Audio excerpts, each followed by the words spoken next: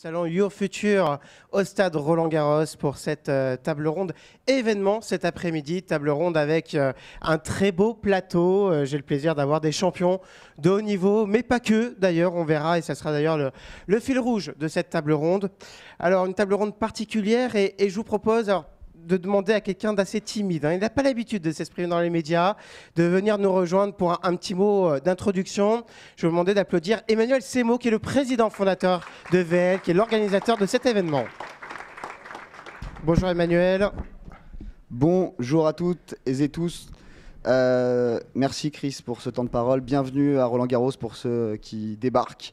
On est très content de vous recevoir dans un lieu qui est chargé d'histoire et qui est un lieu où on accueille évidemment toute l'année des sportifs de haut niveau. Il y avait encore la troisième meilleure joueuse française qui s'entraînait tout à l'heure. Je vois encore quelques traces. Je parle de terre battue. Très content de vous recevoir et je suis hyper content aussi de recevoir trois athlètes de haut niveau. Enoch, que je connais depuis plus récemment, mais je suis tombé complètement sous son charme. Et en fait, en discutant avec lui il y a quelques semaines à un dîner, je me suis dit, mais ça pourrait être dingue de faire quelque chose autour du sport de haut niveau et du travail. Aujourd'hui, comment on peut travailler cette niaque qu'ils ont dans le sport, dans le haut niveau, et cette niaque qu'on a au travail. Je me suis dit, il y a forcément un parallèle à faire. Donc, qu'est-ce que j'ai fait? J'ai appelé Cyril, j'ai fait Cyril, est-ce que tu connais Enoch? Il fait évidemment que je connais Enoch. Je lui ai dit, viens, on fait une conférence. Il m'a dit, grave chaud. J'ai fait, ok, ça commence bien. J'ai contacté Emma, évidemment. Emma qui est une cavalière, il faut savoir. Alors, vous allez me dire, le cheval au milieu de la boxe, pourquoi? Il faut savoir qu'en France, le cheval, c'est le troisième sport le plus pratiqué. À votre avis, quel est le premier sport le plus pratiqué en France? Le deuxième? Le tennis. Et le troisième, c'est l'équitation, il faut le savoir. Et chez les femmes, c'est la première fédération de sportifs. Donc on s'est dit, il faut absolument que l'équitation soit représentée. Et en plus, Emma porte les couleurs de VL Media, l'organisateur du salon Your Future. Donc je me suis dit, là, vous avez un plateau de très haut niveau pour vos coachés, parce que l'idée du Your Future, c'est de vous coacher comme des sportifs de haut niveau. On a les sportifs de haut niveau, donc vous allez passer un très beau moment. Écoutez leurs conseils, je pense que ça peut être vraiment pertinent, que vous soyez lycéen, collégien, étudiants ou jeunes actifs. Je pense qu'il y a du bon à prendre. C'est pas tous les jours qu'on a un plateau avec autant d'artistes. Vous êtes un peu des artistes, c'est vrai. Avec des sportifs de haut niveau comme ça à votre disposition, donc profitez-en. Et pour les gens qui nous suivent en direct, je vous rappelle que vous pourrez revoir cette conférence en replay et Christophe Charles vous donnera toutes les informations. Merci à vous d'être là et je vous souhaite une très belle conférence. Merci. Merci beaucoup Emmanuel. Effectivement, une table ronde qui s'annonce là aussi riche en enjeux. Et on va parler à travers vos différents parcours, notamment un parcours de champion du monde, multiples fois champion du monde pour vous, Cyril Benzaken, 6 fois champion du monde, c'est ça? Au niveau de la boxe et du Muay Thai. Exactement, donc le kickboxing, j'ai été 6 fois champion du monde et je suis toujours en activité. Et mon prochain championnat du monde, c'est le 8 février. Et j'ai été champion du monde de boxe thaï il y a quelques années avant ça. Donc sport de haut niveau qui exige aussi une préparation mentale, physique et une détermination. C'est un peu le fil rouge aujourd'hui de cette table ronde, la détermination pour atteindre ses objectifs. Exactement, donc pour atteindre un objectif, il y a une préparation physique, une préparation mentale et on va dire une préparation de gestion des émotions aussi que j'ai découvert plus sur le tard pour performer et donc qui font qu'en fait le sport de haut niveau, on arrive à avoir des reflets dans le monde de l'entreprise ou même dans le monde étudiant. Cyril, juste à votre droite se tient Emma Baudier qui est cavalière internationale. Merci de votre présence aujourd'hui, Emma. Là aussi, on est sur une discipline de très haut niveau avec la précision, la rigueur. Ça se joue vraiment en très peu de temps, une épreuve pour vous et il faut être tout de suite au très haut niveau, très rapidement et on n'a pas le droit à l'erreur dans votre discipline également. Ouais, nous, vraiment, la particularité du cheval, c'est que c'est 1 minute en piste, dans l'arène, on va dire, et faut être à 100% tout de suite, tout avoir les cartes en main parce que c'est une épreuve, un truc qui se joue une seule fois. Même un championnat, si ça se joue sur 5 jours, mais si on loupe 1 minute des 5 minutes qu'on a sur le week-end, c'est fichu. Et donc on s'entraîne des heures et des heures et des heures pour juste cette petite minute être à 100%. Un petit mot sur vous, Emma, pour le public qui peut-être n'est pas un public familier d'équitation. Où est-ce qu'on a pu avoir la chance de vous voir concourir récemment? Alors cette année, j'ai concouru dans pas mal à l'international. J'ai fait en gros le circuit des moins de 25 ans durant la Coupe du Monde à Amsterdam d'équitation, durant la Coupe du Monde aussi à Stockholm au mois de juin. J'ai aussi concouru au Paris Eiffel Jumping, donc sous la Tour Eiffel, qui était aussi pendant une Coupe du Monde. Et voilà, plus récemment, j'ai fait les championnats régionaux dans ma catégorie professionnelle et je serai au Portugal la fin de l'année pour préparer la saison prochaine. Beaucoup de déplacements, effectivement, et encore de beaux challenges.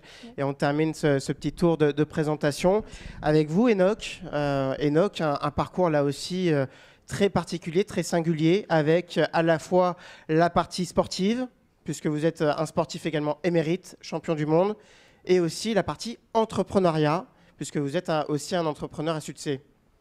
Oui, du coup, d'ailleurs, je ne suis pas d'accord avec ce qui a été dit au départ, là. Je pense que j'ai affaire à des championnes ou même à des boxeurs ou des boxeuses.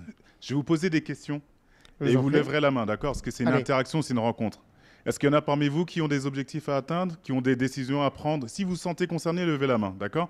Qui ont des décisions à prendre en situation incertaine. Il y en a qui se retrouvent à être en phase exposés à l'échec. Est-ce qu'il y en a parmi vous ici qui se retrouvent à prendre des coups de la vie qui sont durs? Qui sont concernés là? Oui. Est-ce qu'il y en a parmi vous qui se retrouvent à devoir être managés, coachés? Qui sont concernés?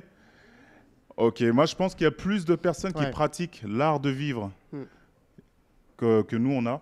Et c'est une rencontre entre personnes là pour lesquelles on va mettre des mots sur ce que vous vivez. Donc moi c'est Enoch Efa, j'ai pratiqué la boxe française pendant... Oula, c'est pas fini, j'ai commencé, mon premier combat c'était en 2000. D'accord, ça s'est soldé par un KO, j'ai perdu par KO. Et en parallèle à ça, je devais entreprendre ma vie, donc du coup ça m'a permis de mener des projets personnels. Et puis 5 années plus tard, je devenais champion du monde. Je suis passé par de l'alternance, donc il fallait faire 11 entraînements par semaine, tout en alliant ça à ses diplômes, tout en menant sa vie, quoi. Et puis voilà, aujourd'hui, me voilà devant vous. Vous incarnez aussi l'objet de cette conférence, comment concilier une carrière au haut niveau d'un point de vue sportif et également une carrière d'un point de vue professionnel. C'est aussi l'enjeu aujourd'hui de cette table ronde. Un petit mot justement sur cette thématique, comment on peut concilier quand on est sportif de haut niveau, de se dire, est-ce qu'on met toutes les chances de son côté pour aboutir d'un point de vue sportif, ou est-ce qu'on essaie quand même de se garder une certaine garantie de si jamais on se blesse, parce que la blessure est aussi un danger à tout moment pour un sportif de haut niveau, d'avoir quand même un plan B d'une certaine manière professionnel. Cyril, peut-être pour commencer. Alors effectivement, c'est vrai que quand j'ai commencé la boxe à l'âge de 13 ans, je me rappelle que j'en parlais à mes parents, je voulais en faire mon métier, etc. Mais j'étais relativement jeune et j'ai eu la chance d'avoir un entourage qui me pousse à faire des études, alors que j'étais pas spécialement bon à l'école à cet âge-là. Et ce qui s'est passé, c'est que justement, grâce au sport et grâce aux objectifs que je me suis mis dans le sport, c'est-à-dire que même si j'avais 2-3 ans de pratique, je me disais que je vais devenir champion du monde. Et grâce à ça, en fait, mes résultats scolaires, en fait, ils ont augmenté. Enfin, ils sont devenus de mieux en mieux. Et ça m'a donné envie de faire de belles études. Et grâce à ça, après mon bac, j'ai poursuivi mes études et j'ai pu rentrer dans une fac pas mal qui s'appelle Paris-Dauphine, où d'ailleurs...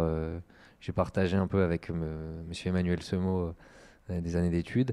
Et donc voilà, j'avais ce train de vie où il fallait à un moment donné articuler entraînement de haut niveau et études. Et c'est vrai que la chance que j'ai eue, c'est d'être dans un sport individuel où, on va dire, j'avais pas les contraintes de planning que peut avoir un sport collectif où il y a toute une équipe. Et en fait, ça m'a appris tout simplement à organiser le temps, parce que je pense que pour performer, c'est que de l'organisation. Et en organisant mon temps, j'ai pu concilier les deux comme Enoch a pu le faire lui aussi il y a quelques années. Et voilà, et on va dire les skills du sport se sont retranscrits à l'école et vice-versa. Et pour vous partager une petite anecdote, c'est vrai qu'il y a des années qui sont parfois difficiles, et je me souviens d'une année où, à force donc j'étais à fond à la fac, et je performais pas à l'école, parce qu'en fait, j'étais que dans on va dire l'intellectualisation des choses, comme on nous apprend à l'école, etc. Et dans le sport, il faut aussi parfois garder un peu ce côté intuitif, ce côté ressenti, et laisser après s'exprimer, on va dire, tout l'entraînement que vous avez pu faire. Et ce jour-là, je me suis dit, bon, il va falloir que je réapprenne à visualiser les choses et on va dire, à faire appel à ce sixième sens. Et ensuite, j'écouterai mes compétences, quoi. Et donc voilà, quoi. Merci pour ce témoignage très concret, Cyril. La première partie de cette table ronde, ça va être le dévouement. La notion de dévouement, c'est un terme qui est fort, mais pour vous, c'est surtout quelque chose de concret au final, puisque quand on est passionné par sa discipline, quand on a envie d'atteindre le plus haut niveau, on y consacre tout son temps, toute son énergie, avec le lot de surprises, d'émotions, parfois peut-être aussi de déception quand ça se passe mal, parce que ça peut aussi arriver. Emma, j'imagine pour vous, c'est une discipline assez impitoyable au niveau de l'équitation, parce qu'on ne maîtrise pas tout. Il y a aussi l'aspect cheval, avec un être vivant. Comment on essaye de maîtriser ça et comment on fait face à concilier à la fois cet aspect professionnel avec, vous êtes jeune, vous avez la préparation aussi de votre vie professionnelle et puis cet aspect sport de haut niveau et le besoin d'être toujours au top.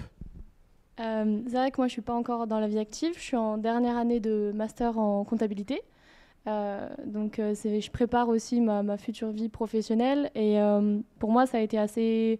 simple de concilier les deux parce que j'ai pas vraiment eu le choix. Mes parents m'ont toujours dit sans études, pas de sport. Donc forcément études. Après, j'ai une équipe autour de moi qui me permet d'y arriver. Donc comme quand on revient au fait que c'est difficile et que des fois on a des moments de down, j'ai toute une équipe autour de moi, mon coach mental, des personnes qui s'occupent de mes chevaux au quotidien et ma famille. Et c'est vraiment ça qui me permet de supporter effectivement quand ça se passe mal dans les études ou dans le cheval, de pouvoir continuer l'un et l'autre sans que ça empiète et de réussir à gérer mon timing entre les deux parce que c'est beaucoup d'entraînement pour le cheval, c'est 10 heures de pratique par jour et les cours à côté qui sont quand même, je suis en master donc c'est pas facile tout le temps et voilà, le coaching mental, j'ai découvert ça il y a 2 ans et demi à peu près et pour moi ça a été une révélation pour gérer juste les ups et les downs parce que quand il y a quelque chose qui se passe mal, voilà, on se dit, OK, je vais prendre le temps de me remettre en selle et tout. Par contre, c'est aussi quand quelque chose se passe bien, que ça se monte pas à la tête, qu'on se dise pas, ça y est, je suis le prochain champion du monde. Il faut que j'arrive à rester les pieds sur terre et apprécier le moment et que quand ça se passe mal, on ait les clés en main pour tout de suite repartir. Surtout que moi, je suis athlète, je suis moi, mais j'ai plusieurs chevaux. Et donc, quand j'ai un cheval avec qui ça se passe mal ou un cheval qui se blesse, justement, j'en ai d'autres derrière avec qui il faut que je performe et qui doivent prendre la place en compétition. Et c'est ça aussi, quand ça se passe mal avec un, de réussir à repartir avec un prochain, quoi. C'est une particularité chez nous, effectivement. À quel moment il y a eu ce passage obligé de se dire, voilà, maintenant, je me donne une chance d'aller au plus haut niveau? On passe d'un sport, sans doute beaucoup dans la salle font un sport en dehors des études pour se détendre, pour s'entretenir physiquement. À partir de quel moment on se dit, bon, je sais que je suis bon, maintenant il y a des personnes qui m'accompagnent, qui me disent, tu peux viser le plus haut niveau. À quel moment on se dit, allez, j'y vais et je mise à fond sur ma passion pour atteindre le plus haut niveau? Ça s'est passé quand pour vous, Emma? Alors moi, ça s'est passé à la 3e. Je faisais de l'équitation depuis 2 ans. Avant ça, j'ai pratiqué énormément de sports différents jusqu'à trouver vraiment que l'équitation me plaisait, que c'était mon sport dans lequel j'étais bonne. Et en 3e, mon entraîneur m'a dit, OK, maintenant, il faut soit tu continues comme ça et tu fais l'école en priorité et un petit peu de cheval, soit tu commences à dire que tu es sportif, il faut voir les choses différemment. Donc c'est entraînement très tôt, entre midi et 2 et le soir après les cours. Et à ce moment-là, je me suis dit, en fait, je veux me lancer, peu importe jusqu'où j'irai, je veux tout donner pour aller jusque-là. Donc j'ai fait des cours à la maison à partir de la seconde, en correspondance pour m'entraîner le plus possible. Et depuis ce moment-là, j'ai toujours cherché plus loin en me disant, peu importe les résultats sportifs, même si pour l'instant je ne suis pas parmi les meilleurs, je sais que c'est en faisant ça que je peux y arriver. Enoch, même question. Pour vous, quand est-ce que ça s'est présenté, cette question de se dire allez, j'y vais à fond, je me lance et j'ai envie d'être champion du monde, tout simplement? En fait, j'avais commencé la boxe alors que j'aime pas la boxe, déjà d'une. C'est un peu particulier. J'avais comme mission que je m'étais donnée, c'était de récupérer ma petite sœur, parce qu'on était placé, il fallait sortir des services sociaux. Et donc, du coup, la boxe s'est présentée à moi parce qu'on avait ce statut d'athlète de haut niveau. Ce statut d'athlète de haut niveau me permettait de présenter une situation que je pouvais présenter au juge, qui me permettait de pouvoir prétendre à une émancipation, donc de pouvoir habiter avec elle de manière progressive. Donc, s'il fallait boxer, monter sur un ring là-dessus, il n'y avait pas de problème. Mais la boxe en tant que telle n'était pas le cœur de ma vie. Ça faisait partie de ma vie. Donc c'était pour moi une obligation de m'entraîner 2 fois par jour parce que je me suis dit, tant qu'à le faire, tu fais un truc que je trouvais pas ça très funky, quoi. Qui est déjà allé dans une salle de boxe ici? Allez, levez la main, qu'on voit bien. J'aime bien poser la question, quelle est la première chose qui frappe dans une salle de boxe? L'odeur. D'accord? Déjà, t'es pas rentré qu'il y a déjà l'odeur. Bon.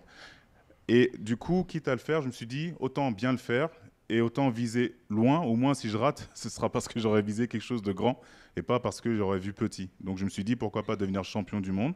Je m'étais fixé 5 ans. Ça a fait rire beaucoup de monde. Et je veux être champion du monde, mais en même temps, je veux me diplômer parce que c'est un moyen pour moi. Donc, je suis rentré en formation. Et là, à l'époque, c'est le groupe IGS qui m'a donné, qui a cru en ce projet. Et puis, je me suis dit, je vais me former dans tout ce qui allait me mener à l'entrepreneuriat. Donc, quand je suis arrivé au moment de devenir champion du monde, j'ai monté aussi ma structure en parallèle. Et je me suis dit, je vais m'adresser à des à des chefs d'entreprise qui vont m'aider à aller rencontrer des jeunes qui cherchent un emploi. Et on a lancé des programmes. Et on se donnait 6 mois, 1 an. Et on voyait que 82% d'entre eux trouvaient un emploi, un stage ou une formation au bout de 6 mois ou 1 an. Et ça a donné naissance à ça. Et là, je parle de ça, c'était il y a... Voilà, on parle des années 2006, 2007. Et puis, du coup, j'ai toujours pas décroché parce que maintenant, c'est devenu un style de vie et ça continue. Et là, je viens de rejoindre encore le groupe IGS avec comme autre mission folle et qui fait rire, de monter des écoles de commerce à l'international, notamment en Afrique.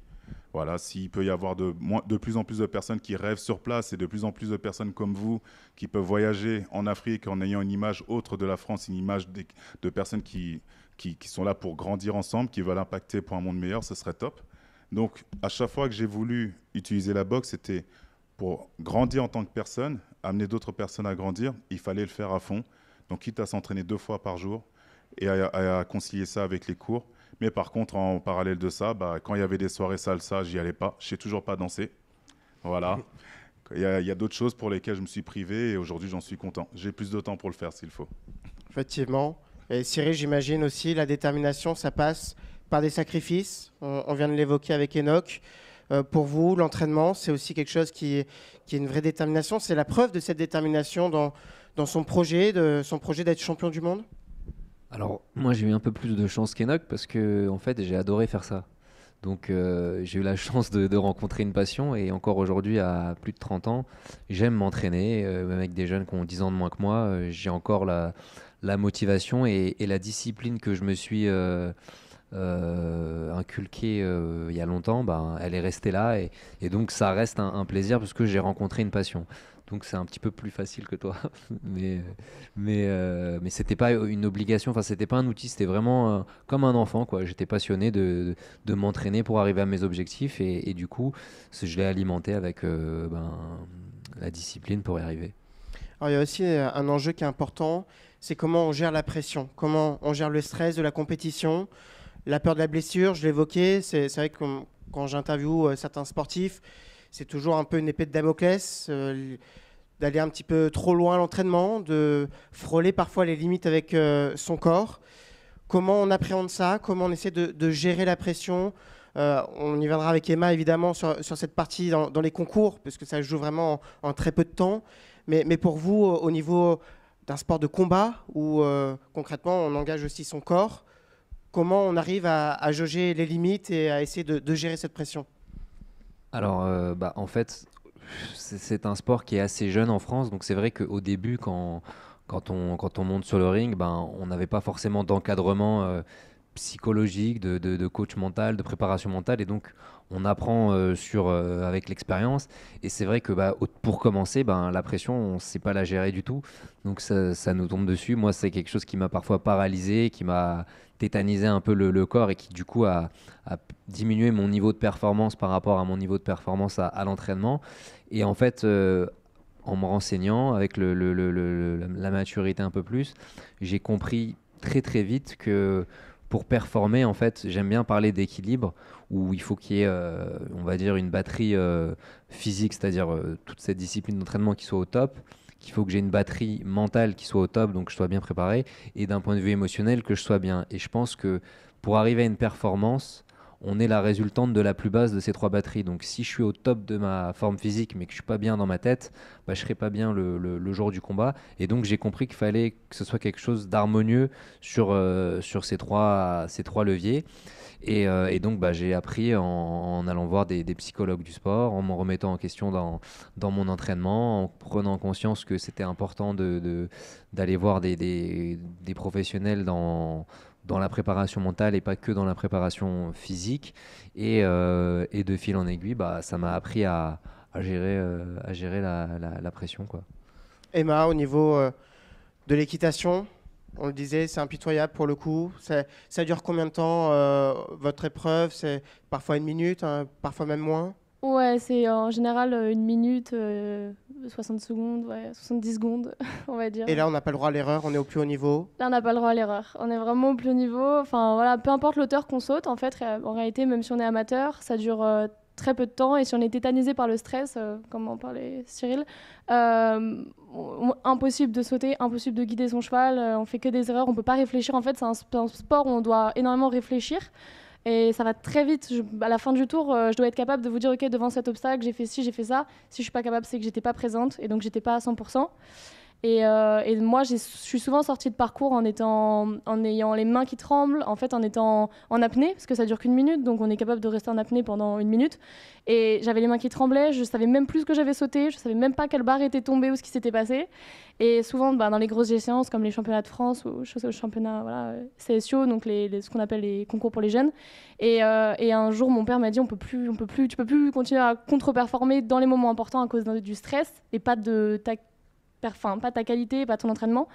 Et donc, je suis allée, effectivement, j'ai compris qu'il fallait que j'aille voir des psychologues et des coachs mentaux.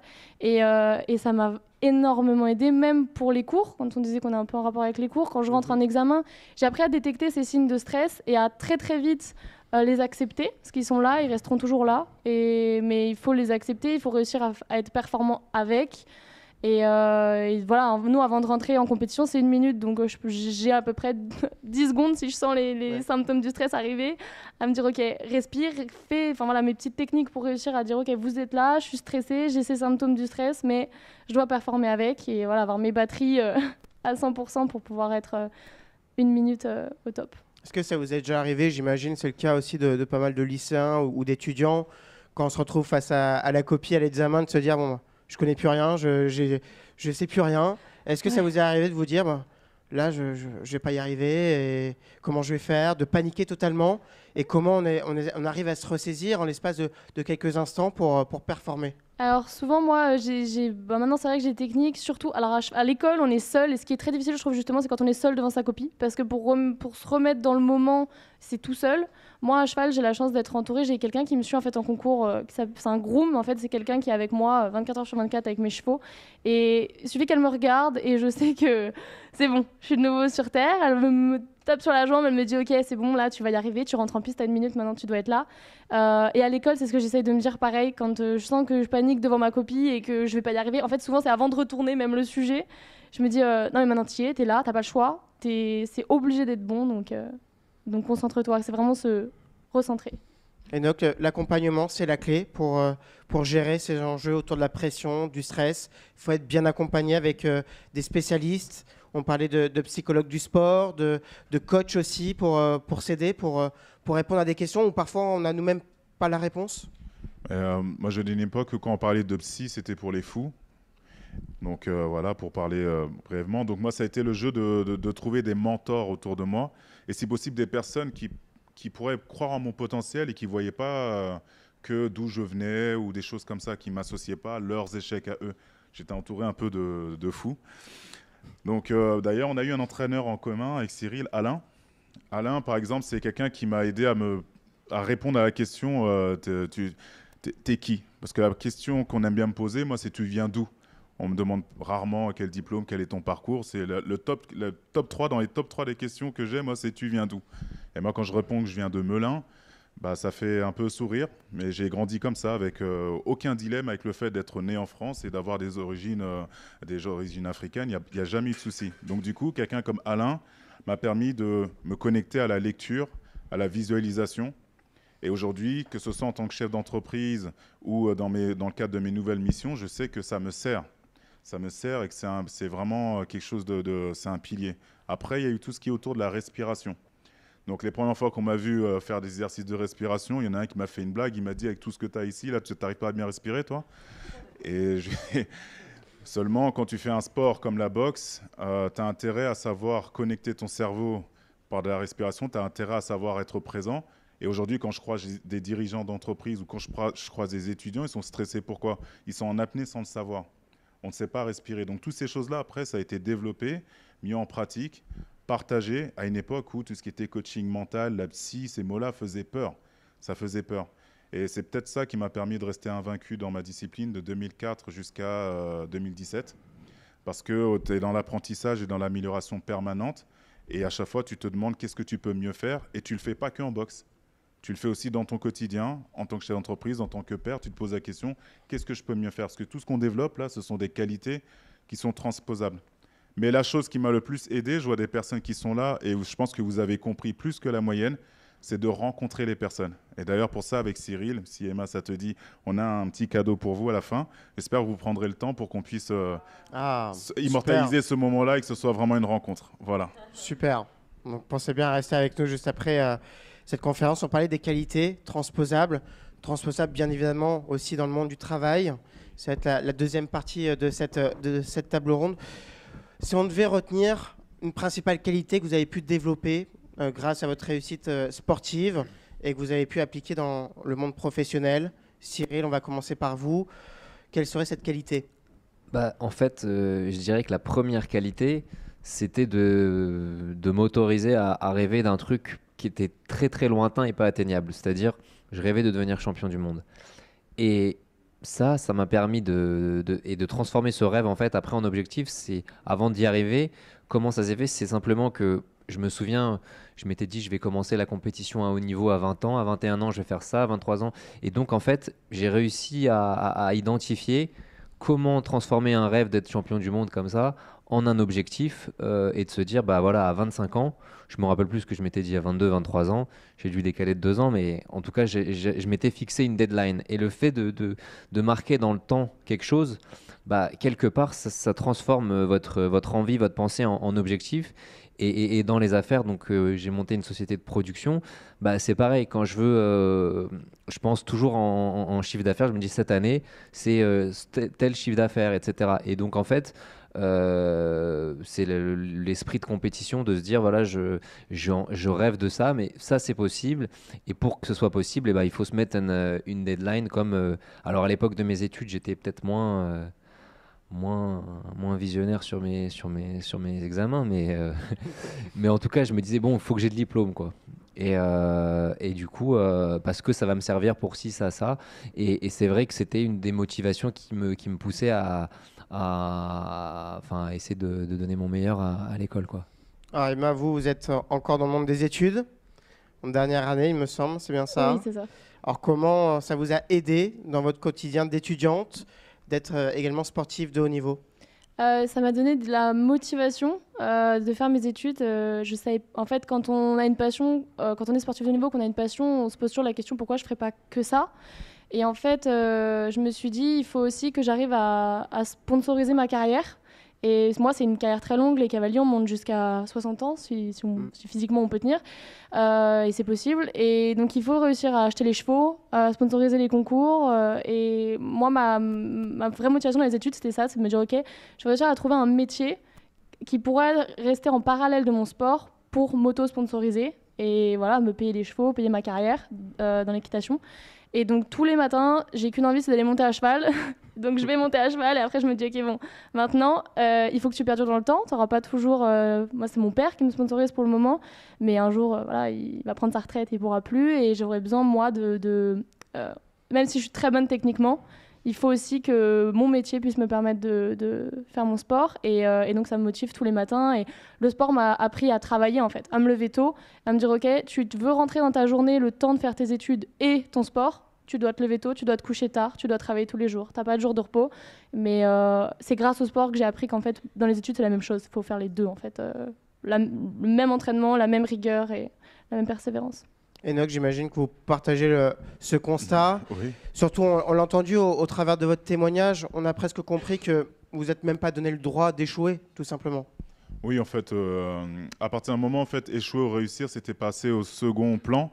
Parce que je faisais une discipline, comme je l'ai dit, c'est pas l'amour, c'est pas la passion de la discipline qui m'a mené dedans, mais ça s'est transformé en amour, mais en amour vrai, là, pas celui qui fait des papillons, butterfly, et puis après, on veut changer. Je ne vous parle pas de ça. Je parle de celui qui se construit parce que tu commences à voir, tu te vois en train de créer quelque chose, tu te vois en train de changer, tu te vois en train d'impacter les gens.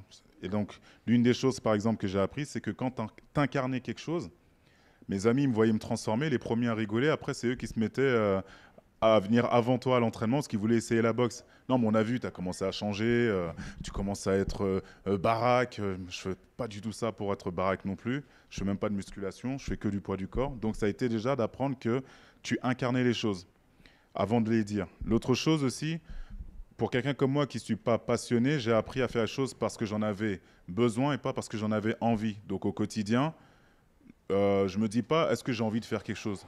Quand je me lève le matin, je me dis, c'est quoi ton pourquoi? Qu'est-ce que j'ai besoin de faire pour ce pourquoi? Et j'y vais, je le fais. Et franchement, hein, je ne vais pas dire que je suis un flemmard, je pense que je suis un être humain comme tout le monde. Mais vous comme moi, si on devait attendre d'être à chaque fois motivé pour faire quelque chose, on ne ferait pas grand-chose. Mais à chaque fois, je fais par rapport à mes besoins et pas à mes envies. Donc c'est l'une des choses que j'ai apprises en boxe. Quand tu as 2 entraînements par jour, en sachant que les coups, ce n'est pas de la nourriture, je vous le garantis.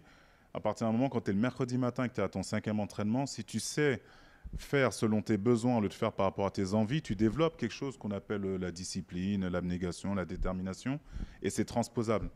Et quand je parle de transposable, la manière de te concentrer au boulot, c'est la manière aussi dont tu pourras aussi te concentrer aussi sur un ring. Donc tu vois qu'en fait, ta vie devient un terrain d'entraînement. Tu n'as pas à attendre en fait à être à l'entraînement pour t'entraîner. Donc pour les étudiants, souvent quand je leur parle, je leur dis écoute, c'est quoi ton pourquoi? Alors déjà cette question-là, il y en a qui ont un strabisme direct, ils ont les yeux qui partent dans c'est quoi ton pourquoi? Ils pensent ah t'as un truc de chez père mec. Non, je suis pas perché. S'il n'y a pas de pourquoi, il y a moins de comment. D'accord? C'est quoi ton pourquoi? Bon ok, on va essayer de le trouver maintenant. Par rapport à ça, c'est quoi les rituels que tu vas mettre en place? Parce que c'est très simple de se dire j'ai pas le temps. Le temps, je vais le prendre. Soit tu le prends, soit tu le prends pas. Parce qu'on a là, on a affaire à des personnes qui concilient des choses qui, statistiquement, normalement, c'est pas conciliable. Maintenant que j'ai ces rituels-là, quelles règles je vais mettre en place? L'une des règles, c'est que j'en ai envie ou pas, je fais ce dont j'ai besoin. Voilà. Et donc tout ça concilié, on voit que c'est transposable et que ça crée des résultats assez sympas. Vous en êtes l'incarnation même. Cyril, justement, on parlait de concilier. Comment on concilie l'équilibre entre vie professionnelle et puis l'aspect sportif, entre vos projets d'être champion du monde et puis de créer une boîte qui fait de plus en plus de chiffre d'affaires comme vous l'avez développé il y a quelques instants? Alors, en fait, ce qui se passe finalement dans le schéma des choses, c'est que j'ai commencé la boxe et j'avais des rêves je pensais que quand je serais champion du monde, ça serait Las Vegas, j'aurais plein d'oseille et tout serait super. Et en fait, je me suis aperçu que j'étais dans un sport qui était quand même un sport pas hyper démocratisé, même si aujourd'hui les sports de combat, on en entend de plus en plus parler, mais on va dire qu'à l'époque, en tout cas, c'était pas forcément rémunérateur. Et en fait, ça a été une force. Enfin, ça a été une force, c'est-à-dire que je l'ai pris comme un avantage, parce que la faiblesse de pas avoir suffisamment, en tout cas les rémunérations que j'espérais avoir, ça m'a donné envie de créer moi-même mon écosystème. Et je me suis dit, quand j'étais encore étudiant, pourquoi j'essayerais pas moi-même de produire des événements, de faire... alors il y avait un boxeur très connu que vous connaissez peut-être qui s'appelle Mayweather, qui avait sa promotion, etc. Et je me suis dit, tiens, je pourrais essayer de faire pareil, monter ma production pour en fait gérer de A à Z la billetterie de l'événement, parce que j'étais toujours frustré. Je me disais, je fais un combat à tel endroit, je ramène tant d'argent de billets vendus aux mecs qui organisent, et moi j'en récupère même pas la moitié. Mais finalement, c'est normal, c'est c'est le principe. Et donc, ce jour-là, je me suis dit, tiens, je pense qu'il faudrait que j'arrive un peu à designer sur mesure la vie que j'ai envie de mener.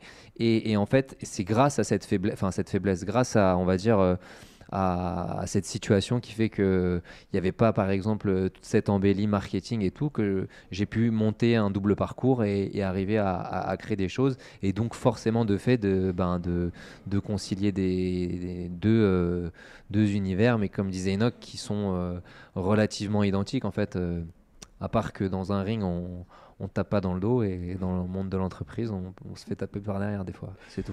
Effectivement, les coups bas sont permis aussi parfois dans le business. Emma, au niveau du monde de l'équitation, on sait que c'est un monde qui nécessite aussi beaucoup de financement. Et l'enjeu aussi pour vous de pouvoir financer votre parcours sportif. Comment, là aussi, on arrive, malgré tout ça, malgré l'entraînement, les heures à l'entraînement, les soins aussi au niveau des chevaux, à trouver du temps et de l'énergie pour trouver des sponsors pour se financer? C'est deux parties complètement différentes du sport, et moi qui fais des études de commerce, les deux me plaisent parce que j'aime m'occuper des animaux. C'est ma passion, m'occuper des chevaux et passer des heures à les brosser. Mais par contre, j'aime aussi ce côté business, toujours penser. Donc moi, mon métier, en fait, aussi en tant qu'arrière professionnelle, c'est d'acheter des chevaux plus jeunes, de les monter, de les valoriser, de les revendre. Pour acheter ces chevaux, il faut de l'argent. Donc c'est à ce moment-là que je cherche des sponsors. Et j'aime ce côté business, de me dire, OK, je vais rencontrer des gens passionnés comme moi, peut-être dans d'autres sports, qui n'ont pas du tout un pied dans l'équitation, mais qui ont envie de m'aider dans mon sport, voilà, en achetant un cheval, et leur proposer un projet, leur dire, montrer que je l'ai déjà fait et qu'on va continuer à le faire vers le plus haut niveau.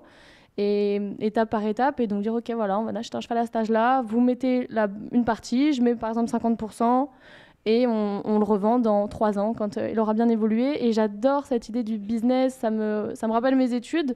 Et ce qui est dur à le faire, c'est que voilà, c'est des animaux et que je les adore, et donc c'est très difficile, mais j'aime m'occuper d'eux au quotidien en me disant, OK, tu vas me donner le plus possible pour mon sport, moi je te fais une belle vie, et on va grandir ensemble pour que je puisse continuer ma carrière, quoi. Donc c'est vraiment deux trucs différents. Et après, au quotidien, trouver des sponsors, alors c'est plus des idées de rencontres. Je pense qu'il faut être super ouvert à la rencontre des gens, et que par exemple Manu qui a parlé au début, qui a été une très belle rencontre que j'ai rencontrée grâce à des amis dans le cheval, et qui aujourd'hui m'aide à participer à des magnifiques concours que je pourrais pas faire seule. Et il faut être ouvert à tout moment, à se dire cette personne, en fait, elle peut m'aider, et on peut s'entraider, et c'est cool. Et donc justement, est-ce que dans votre parcours, vous avez eu des personnes que vous avez croisées, qui vous ont tendu la main, qui vous ont aidé à atteindre vos objectifs? Oui, carrément. Bien sûr, ça c'est un sport comme la boxe, c'est vraiment un sport collectif pratiqué en individuel. C'est un peu bizarre ce que je vous dis, mais il n'y a pas de self-made man en boxe. Tu as besoin de sparring, tu as besoin de te créer un écosystème de personnes qui vont croire en toi, et si possible, en général, ce sont des gens qui ne viennent pas du milieu. C'est pour ça que je parle à toutes les personnes qui sont dans les études, et je leur dis, essayez d'aller dans les endroits où vous allez avoir des possibilités de rencontrer déjà peut-être des étudiants qui viennent de différents pays, qui ont différentes réalités, qui peuvent vous ouvrir aussi sur le monde, parce que moi, les personnes qui m'ont aidé n'étaient pas forcément des personnes du monde de la boxe, quoi. Elles avaient une affinité, limite aussi un fantasme vis-à-vis de la boxe. Il y en a pas mal qui des fois se disent même, allez, je vais aller loin, si on pouvait régler certaines choses par la boxe, ce serait bien. Hein. Ou il y en a qui sont passionnés, mais qui n'ont pas forcément accès aux entraînements de boxe parce qu'ils ne savent pas. Et donc, ça m'a vraiment, vraiment aidé. Et puis, l'autre côté, j'ai choisi une discipline où il y a beaucoup de valeurs, dans laquelle il y a beaucoup de valeurs. Qui connaît la boxe française ici? Voilà, on est peu à connaître la boxe française. Qui connaît la boxe anglaise ici? Qui connaît le MMA? Qui connaît Cédric Doumbé? Vous voyez qu'en fait, il y a des sports qui sont populaires, d'autres qui ne le sont pas. Et avec la boxe française, ça a été le défi de se dire, on a un sport qui fait partie du patrimoine français. Je suis persuadé que ça peut se vendre. Et donc, je me suis retrouvé, bien sûr, avec d'autres personnes qui n'y croyaient pas du tout, donc à commencer par la fédération, les autres athlètes qui disaient « Mais attends, mais t'as rien compris ». Et j'ai appris à monter, du coup, des dossiers de partenariat. Avec mon BTS assistant de gestion PME, PMI, tu apprends aussi à faire tes premiers modèles économiques, enfin ton premier business plan. Et ça a commencé à avancer comme ça. Et un jour, il y a BFM qui arrive sur les programmes de boxe pour accompagner à l'emploi. Je vais voir une entreprise, je lui dis, écoute, je passe X temps sur BFM, est-ce que tu peux sponsoriser? Ça a commencé comme ça. Et j'ai commencé à vivre de ma discipline en faisant ça, des partenariats. Et là, on n'est pas à l'époque de Thibaut InShape, hein. On n'est pas à l'époque des influenceuses. Là, on est vraiment à une époque qui devance ça. Donc vous êtes vraiment à une époque où vous avez des capacités et des leviers qui sont exponentiels. Vous avez Internet. Si vous avez ne serait-ce qu'un peu de curiosité pour vous intéresser à comment créer de la valeur autour de ce que vous faites, vous n'allez pas avoir besoin d'aller dans les sports forcément populaires ou d'aller dans une école qui a une étiquette. Vous allez pouvoir créer de la valeur. Si vous savez donner de la valeur en fait à votre travail. Vous voyez? Et ça, c'est ce que j'ai appris avec la Savate Boxe française. C'est de pouvoir donner de la valeur en fait à ce que je suis et à ce que je fais et d'aller résoudre certains problèmes. Et du coup, pour le résoudre, on attribue un prix et on était tous d'accord. Effectivement, on parlait de cet apprentissage. Vous, Cyril, si on devait faire un petit bilan, est-ce qu'il y a un moment fort, un temps fort, une séquence qui vous vient à l'esprit quand on doit retracer votre parcours jusqu'à aujourd'hui? C'est pas une question facile et en fait, je vais vous faire la réponse que je fais souvent en fait aux journalistes parce que il y a eu plein de combats qui ont été magnifiques, plein d'événements. Quand j'ai combattu au Grand Palais, que c'était une première, etc. C'était des souvenirs de fou, mais en vérité, le meilleur souvenir, c'est quand j'ai commencé la boxe et que je devais avoir entre 13 et 17 ans et que finalement, en fait, je me réfugiais dans ma chambre et que je visualisais, je m'imaginais devenir champion du monde. Et je peux vous assurer que le jour où je suis devenu champion du monde, j'ai pas sauté de joie parce que j'avais déjà vécu ce moment dans mes pensées. Et en fait, ce que je veux dire, c'est que s'il y a des choses que vous avez été capable de penser, rien ne vous empêche de les réaliser parce que en tout cas, si chez moi ça a marché, chez vous, enfin chez toi, chez tout le monde, ça peut marcher. Donc c'était cette période d'adolescence, quelques années. Emma, même chose. Est-ce qu'il y a une séquence alors, vous êtes toute jeune évidemment, une carrière qui est là aussi au tout début, on vous souhaite bien sûr le meilleur. Mais est-ce qu'il y a vraiment une séquence qui vous a marqué? Peut-être un premier titre, une victoire qui symbolise déjà un début de carrière? Alors, ouais, c'est vrai que je suis au tout début. Pour le moment, on ne peut pas parler de championnat du monde ou quoi que ce soit. Mais c'est un très grand moment pour moi. Ça a été ma première sélection en équipe de France. Depuis que je suis haute comme 3 pommes, mon rêve, c'est d'être en équipe de France. Même d'échecs s'il faut, mais je veux être en équipe de France. Je supporte tous les sports qui sont en équipe de France, il n'y a aucun problème, je peux tout regarder. Et donc, quand j'ai eu ma première médaille en championnat de France, j'ai des médailles de bronze en catégorie 21, et que le sélectionneur, ma coach et le sélectionneur viennent me voir et me disent « Ok, au prochain concours, c'est toi qui vas avec l'équipe ». C'était, même sans participer au concours, déjà avant, j'étais en mode c'est bon, j'ai réalisé un de mes premiers rêves. Comme on dit, on rêve de plein de choses et j'ai encore beaucoup de rêves à réaliser. Mais ce première participation en équipe de France, c'est un grand moment pour moi. Enoch, si on devait faire un petit point aussi sur vous, alors c'est vrai que c'est les sports de combat, on a évidemment des combats, des coups, parfois aussi la crainte de tomber face à plus fort. Comment on fait face à ça, justement, de se dire, la personne en face de moi, ça se trouve, je vais faire 2 minutes et KO. Comment on fait face? Alors, je dois répondre au temps fort ou au comment on fait face ou aux deux? Aux deux, allez. Alors, moment vraiment fort, ça a été ça. La première fois que j'étais champion du monde, j'étais juste là. Tout le monde était plus content que moi. Moi, j'étais là, dès que j'ai décidé, en fait, je m'étais déjà mis dans la latitude de... je vais devenir champion du monde, à tel point que le jour où je suis devenu, ça a été juste, c'est nul. Mais tout le monde était content. Donc ça m'a vraiment appris et confirmé qu'il fallait aller au-delà de la quête de l'objectif, de l'argent, de ci ou ça, que ce sont des moyens qui sont importants, mais ce n'est pas le but final. Donc j'ai décidé d'entamer un 2e championnat du monde. Quand il y a eu un incendie qui s'est déclaré dans l'arrondissement où j'ai grandi, il y a eu 17 personnes décédées, dont 14 enfants. Et parce qu'il n'y avait pas de détecteur de fumée. Et je me suis dit, tiens, on va faire un championnat du monde, mais cette fois-ci, je veux être organisateur et je veux reverser les bénéfices à l'association. Et je me suis toujours dit que j'aurais bien aimé être père aux alentours de 25 ans. Donc les trucs vraiment improbables. Ne vous inquiétez pas, je ne suis pas allé voir madame pour lui dire hey, j'ai bientôt 25 ans, dépêche-toi. Hein. Mais si jamais j'ai la chance d'être père et en plus une fille qui porterait le nom de ma mère, ce serait génial. Donc je fais comme ça, plus tard je cherche ma fille qui est certainement dans la salle. Et 2 ans après, donc on organise au profit d'une association qui s'appelle Malaïkas, donc les anges, parce que pour nous c'était 14 anges qui étaient allés au ciel. Ma fille venait de naître 2 semaines plus tôt. Et c'est là où je gagne cette ceinture qui est pour moi la plus importante, parce que c'est là où j'ai appris qu'on pouvait faire des choses qui dépassent nos rings respectifs. En plus, ce soir-là, ça a été retransmis dans 37 pays pour une discipline qui est qualifiée de mineure. Et on avait vraiment déliré quoi. Avec Alain, on avait dit, tiens, il y aura un défilé de mode sur le ring, il va y avoir un concert sur le ring, et il ne va pas y avoir beaucoup de combats. On a mobilisé aussi les différentes équipes de France qui se sont joints à nous, qui venaient de l'INSEP. Vous voyez, c'est quoi l'INSEP ? Et ils se sont joints à nous pour faire des démonstrations toute la journée parce qu'on s'est dit, voilà, ça va être le sport au service de quelque chose de plus grand. Donc ça a été vraiment l'un des meilleurs souvenirs.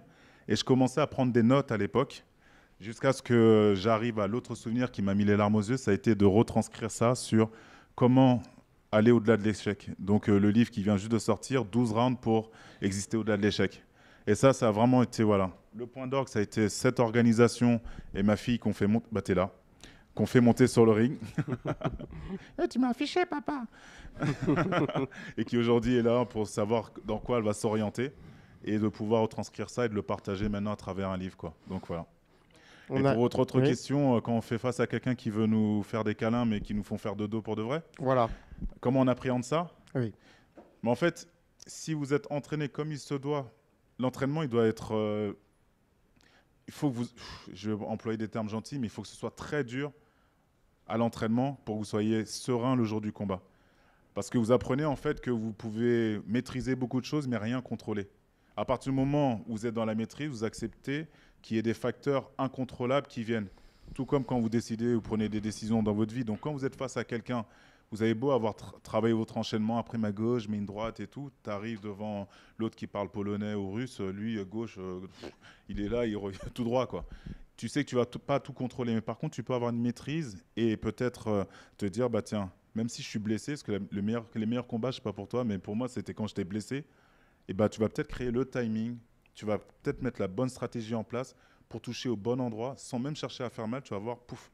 Et je vois pour un poids lourd, parce que je suis là aujourd'hui, je fais 115 kilos, mais ça reste entre nous. En poids lourd, où là j'ai exercé ma carrière, j'ai eu 90% de mes combats gagnés par KO, mais j'ai jamais cherché le KO. J'ai toujours cherché à utiliser la force de l'autre, la stratégie.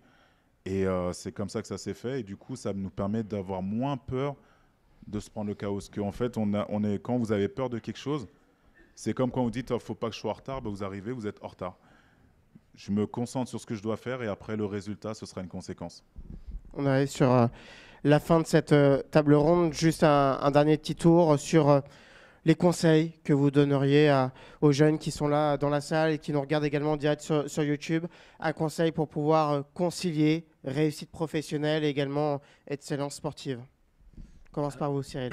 Le premier conseil, c'est de suivre cette petite voix que vous avez en vous qui vous dit que vous avez sûrement envie de réaliser quelque chose et qui peut-être parfois ne pas écouter trop, désolé pour les parents qui sont là, ne pas écouter forcément les gens qui vous veulent du bien comme vos parents, parce que ce qui se passe souvent, en tout cas ce qui s'est passé avec les miens, c'est que les parents font un transfert et ils vont vouloir pour vous ce qu'ils auraient aimé pour eux, mais vous n'êtes pas les mêmes personnes et en fait, de toute façon, vos parents, ils vous aiment quoi que vous fassiez, donc si vous le faites bien, ils vous aimeront d'autant plus, et donc c'est vraiment d'écouter ce que vous avez envie de réaliser et c'est sûr que si vous écoutez cette voix et que vous vous donnez les moyens, vous allez kiffer. Donc bon courage. Emma, pour moi, il faut croire en ses rêves. Au début, même mon propre père, qui est mon premier fan, je pense, ne croyait pas forcément que je pouvais y arriver. Et moi, je continue à y croire. Et tous les jours, quand il me dit « Waouh, bravo, je suis fière de toi. Et là, tu m'impressionnes encore une fois de plus. » Et ben, je pense qu'il faut se dire ça, comme il disait, même si vos parents ne sont pas forcément sûrs à 100% que c'est ce que vous devez faire. Ils vous suivront si vous leur prouvez que vous rêvez et que vous rêvez avec un plan, une stratégie, que vous voulez vraiment y arriver. Et croire en ses rêves et être persévérant. C'est une belle phrase, effectivement, croire en ses rêves. Enoch, j'imagine que vous partagez ce constat. Oui, en fait, limite, j'ai rien à dire là. Non, je vais résumer ça peut-être en 3 E. 1, être. Bosser sur votre être, en fait, muscler votre caractère. Quand tu muscles ton caractère, quand toi tu changes, tout change. Et aujourd'hui, dans une société d'image où on est là, le matin, on se lève, est-ce que j'ai eu 3 likes à ma photo d'hier? Je peux vous garantir que le caractère fait... Pourquoi vous regardez entre vous comme ça? J'arrête de vous regarder. Mais il n'y a pas que vous, hein, mais il y en a plus d'une de personnes qui se lèvent le matin, c'est d'abord mon portable, est-ce que j'ai eu des likes à ma photo? Non, d'abord, je muscle mon caractère, j'accepte d'être seul avec moi-même, d'être en face avec moi-même déjà. Donc, être. C'est le premier E. Deuxième, c'est le E de entreprendre. Entreprendre sa vie. Entreprendre, ce n'est pas forcément monter sa boîte. C'est faire en sorte d'augmenter la valeur que je donne aux choses. Autour de cette fameuse phrase qui dit, au lieu de faire en sorte de compter chaque minute, faites en sorte que chaque minute compte. Augmentez la valeur de chaque chose. Entreprenez en fait cette vie. Augmentez la valeur de ce que vous êtes et de ce que vous faites. Et le troisième E, ça va être ensemble. Connectons-nous. C'est pour ça que tout à l'heure, je vous ai dit, rendez-vous. J'espère qu'on va se voir. Moi, je me place avec monsieur Samy Bellage là-bas. On se place au stand de Les Âmes. Bien sûr, j'ai un parti pris. J'espère qu'on pourra prendre des photos parce que le E de ensemble, c'est ce qui fait vraiment la différence. Aujourd'hui, tout ce que vous êtes peut impacter, rayonner sur le monde. Vous ne savez pas en fait qu'est-ce que ça peut produire, le fait d'avoir des parcours que vous êtes en train de construire. Aujourd'hui, vous êtes en train de vous dire, mais dans quelle école je vais? Mais juste en vous offrant cette capacité à être ce que vous voulez devenir, là, en vous offrant cette capacité aussi à entreprendre votre vie, et le troisième E, à le faire ensemble, à vous connecter avec des frères et sœurs de valeur, et pas forcément des frères et sœurs de couleur, vous ne savez pas comment vous pouvez impacter le monde. Donc voilà, ensemble, et j'espère qu'on va se rencontrer après, qu'on se fera des séquences photos et qu'on sera content aussi de répondre à vos questions. Merci beaucoup. Vous pouvez les applaudir. Cyril Van Zaken, Emma Baudier et Enoch Effa. Est-ce que vous avez, peut-être, on a le temps pour une question, peut-être dans le public, une question à poser à ces sportifs de haut niveau, également ces entrepreneurs accomplis?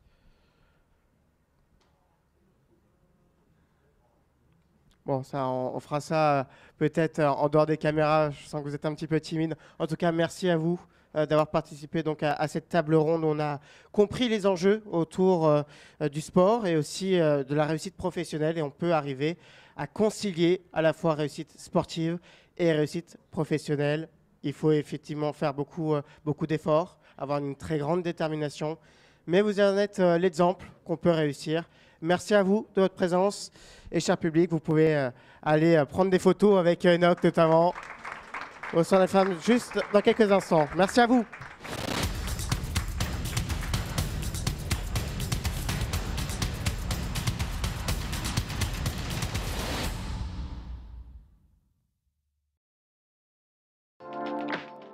Ne pars pas si vite.